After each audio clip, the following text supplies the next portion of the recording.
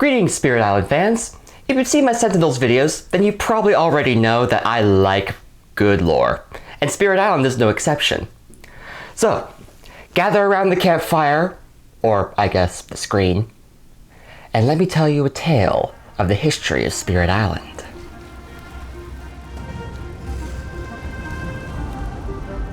Before we begin, do take what I say with a bit of creative license. What I'm presenting here is just simply my best guess as to what the history of this island might be. There's no real one-stop shop for all the lore. Come around, and let me tell you of the beginnings and the spirits that walk with us. Before all of this was water, the endless ocean such as we see now. From what we know, the island came into being in one of two ways, though it is contested among our spirit contacts as to which, if either, is more accurate.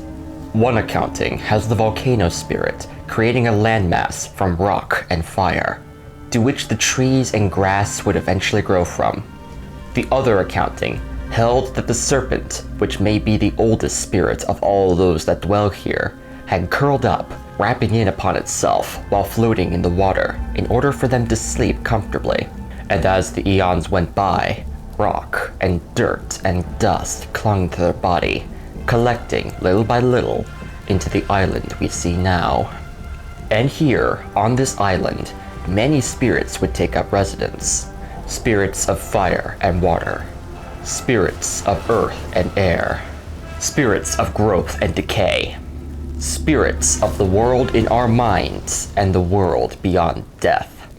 They gathered here, staking claims to the land, growing, maturing, and creating more spirits from themselves. They lived their lives in harmony, living peacefully amongst themselves until a calamity befell them.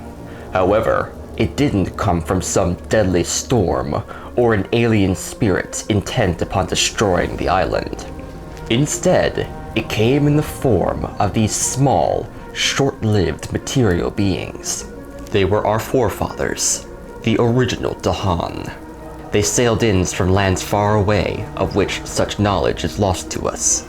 We do know that when they arrived, they intended to make the island their home. The spirits were initially indifferent to us. The Dahan were temporary creatures, whose lifespans were measured in decades, while the spirits' lives were measured in eons. We were no threat to them. But after some time, some problems began to arise. Our ancestors grew their food, and then, to revitalize the soil, we would slash and burn foliage. The spirits took issue with our callous acts of casual destruction. They retaliated, and our groups fought. This came to be known as the First Reckoning. Dahan and Spirit opposed each other. Inevitably, due to our lack of understanding, the spirits prevailed, but we weren't ejected from the island. They allowed us to stay as long as we worship and revere them. That was when we saw them as gods. But this wouldn't last. In time, the tensions between our peoples grew. The Dahan riled under the spirits, having to stay out of the way and leave at the whims of creatures we cannot fully know. Well, the final blow was struck when, for their own amusement, the grinning trickster revealed to the Dahan that the spirits were not divine. They showed us their weakness and goaded us on. The Dahan and spirits returned to conflict, this time with generations of knowledge and experience, as well as the aid of some spirits that we have befriended. After a generations-long conflict, both active and passive, we settled our differences. The spirits, knowing now that we were beings worthy of respect, live alongside us now. We and they are equals, and we form relationships with the spirits as individuals. Some are now our friends. Others we have earned their respect, and yet others we simply agree to stay out of each other's way. From there onwards, the conflicts get smaller. Occasional spats with spirits, occasional tribal wars between our many Dahan groups, and times where we made deals with the spirits for mutual benefit. Now we are part of the balance of the island, no longer a threat. The Dahan and spirits live symbiotically. Elder! Sorry to intrude, but something is happening. What is it?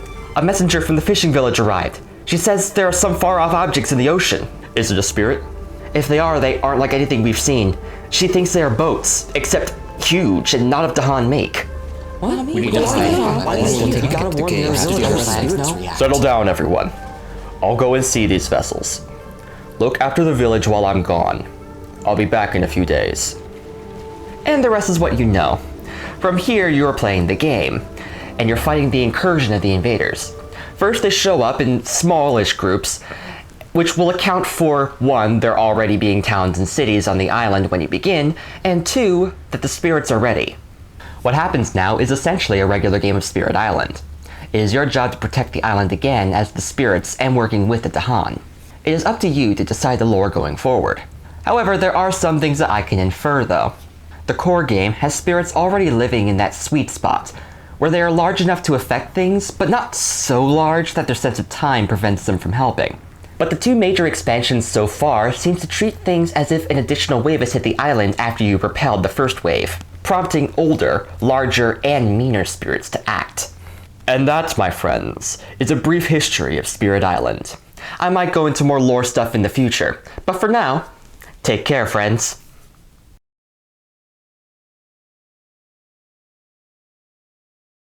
We would slash and burn foliage. Foliage?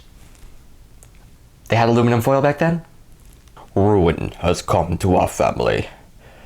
You remember our venerable house, opulent and imperial, gazing stoically from atop its stolid perch above the moor. I lived all my years in that ancient, rumor-shadowed manor. Let's begin. Oh, madam, I would give to you the keys to Canterbury, and all the bells in London will ring to make us merry, if you will be my joy, my sweet and only dear, and walk along with me anywhere. Let's continue. I'm trying to deepen my voice a bit because, well, my voice sounds like a conventional young white guy. So if I deepen it enough, then it will at least mask my conventional American accent. Some of you might recognize the practice quote I was using as the one from Darkest Dungeon. I could listen to that monologue for ages. I was also using an old folk song. And that, my friends, is a brief history of Secret Island. Okay, let's try that again.